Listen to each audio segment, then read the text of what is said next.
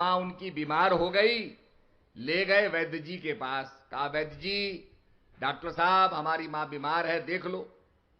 Doctor साहब ने देखा, कहा भाई मैं तुम्हें दवाई दे देता हूं और इस दवाई से तुम अपनी मां को पिला देना, पर पिलाने से पहले हिला देना, हिला करके पिला देना।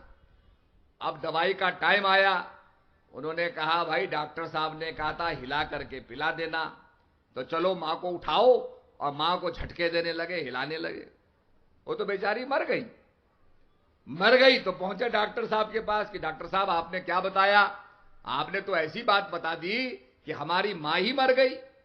डॉक्टर ने कहा भाई तुमने क्या किया? बोला आपने कहा था ना हिला करके पिला देना, तो हम मां को हिलाने लगे और हिलाते हिलाते हमारी मां मर गई। डॉक्टर साहब ने कहा अरे मूर्खो, मैंने मां को हिलाने को नहीं कहा था, दवाई को हिलाने को कहा था।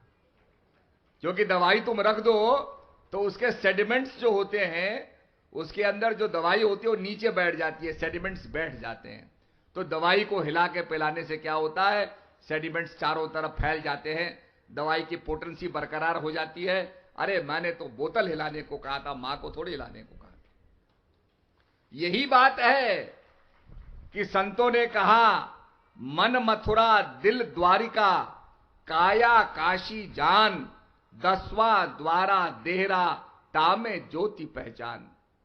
संतों ने कहा भाई अपने हृदय के अंदर ये मन क्या है, मथुरा है, काया क्या है, काशी है, और दिल क्या है, द्वारिका है। अपने अंदर पहचानो। इसीलिए जो मंदिर का प्रांगण होता है, और वास्तु से देखो तो मंदिर शरीर का रूप होता है, और मंदिर के अंदर जैसे हम मूर्ति की प्राण प्रतिष्ठा करते हैं, ऐसे परमपिता परमात्मा ने भी हमारे अंदर प्राण प्रतिष्ठा की है।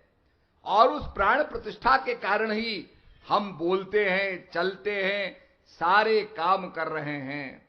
वो प्राण अगर लोप हो जाए तो फिर हम चल भी नहीं पाएंगे, बोल भी नहीं पाएंगे, उठ भी नहीं पाएंगे, कोई भी काम नहीं कर पाएंगे।